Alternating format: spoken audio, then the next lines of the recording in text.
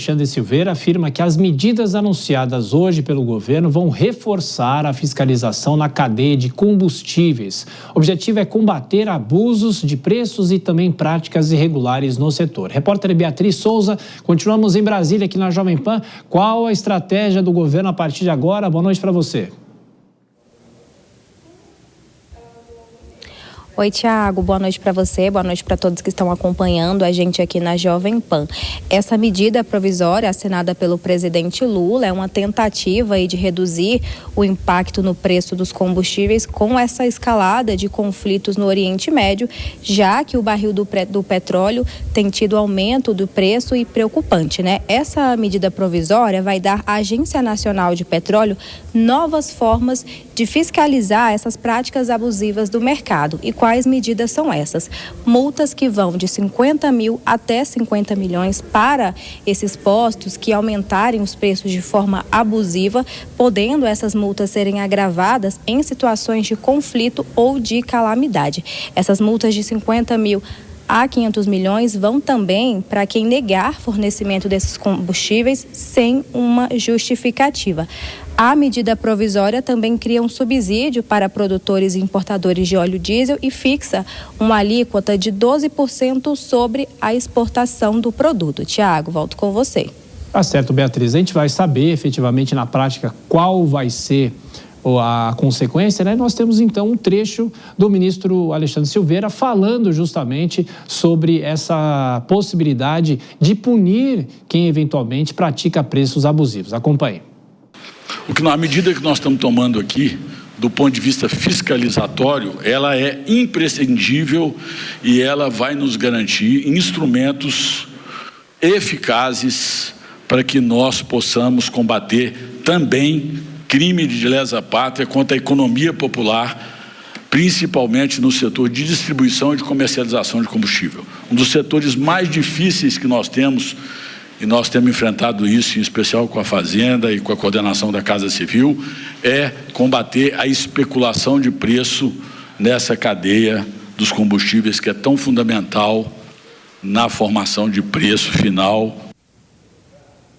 Meio tsunami anos 80, não parece? Exatamente, o mercado é livre, né, Tiago? A gente sempre vê que eles querem que coloque lá o preço que é cobrado, mas na verdade é a concorrência que acaba impondo. A gente vê numa cidade como São Paulo também, dependendo do bairro que você vai, poder aquisitivo, tem uma diferença muito grande dos preços. Então não é só essa fiscalização que vai coibir esse tipo de comportamento. E como citei anteriormente, tem refinarias privadas que estão aumentando os preços seguindo as novas condições, acompanhando a alta do preço do petróleo no exterior, tem a variação do dólar também em função dessa circunstância toda, há um impacto geral do mercado financeiro. A gente está vendo o petróleo disparando no exterior, né, Tiago? Então, é isso que o governo vai ter que ajustar em algum momento, que de repente essa crise toda pode virar um problema estrutural e não apenas pontual. Pois é, você já deu a deixa para falar sobre o mercado, não é, Denise? O petróleo voltou hoje a superar a marca dos $100.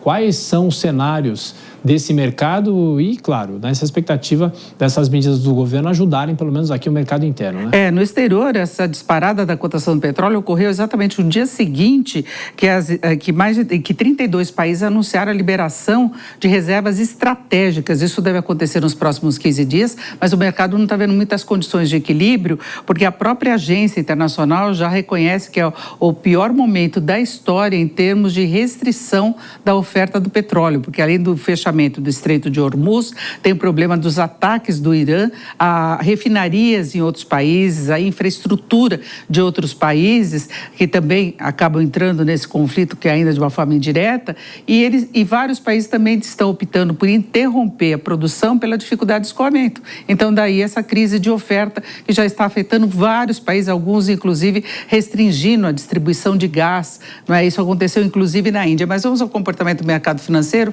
que hoje foi muito ruim. O Brent subiu 9,21%, $100,46 o fechamento hoje. É a primeira vez que passa dos $100 desde a guerra, o início da guerra entre a Ucrânia e a Rússia. Nós tivemos no começo da semana a cotação batendo no 120, mas caiu quando Trump sinalizou que a guerra deveria ter uma curta duração. Como isso não se confirmou, não há indicação nesse sentido. O Irã falou que pode prolongar a situação. Está aí essa disparada, o WTI, que é a cotação lá dos Estados Unidos, a referência referência, subiu 9,72%, cotação do barril $95,73. As ações da Petrobras até subiram 0,45%, foi uma alta até meio tímida, mas a bolsa no geral com comportamento desfavorável. Vamos ver como é que foi o fechamento de mercado financeiro. Dólar subiu 1,62%, cotado a R$ 5,242. Aí tem uma questão de busca por proteção por parte dos investidores, mas o dólar também se valoriza porque os Estados Unidos são dos maiores exportadores de petróleo. O Trump até comemorou que ele vai ganhar muito, que vai entrar muito dinheiro lá por conta das exportações, só que o consumidor lá está pagando mais caro porque eles não têm esse filtro, essa regulamentação como aqui no Brasil para conter. Tem esse repasse automático, então o consumidor não deve estar gostando dessa história, embora entre mais recursos no país. E a Bolsa caiu 2,55%, abaixo dos 180 mil pontos.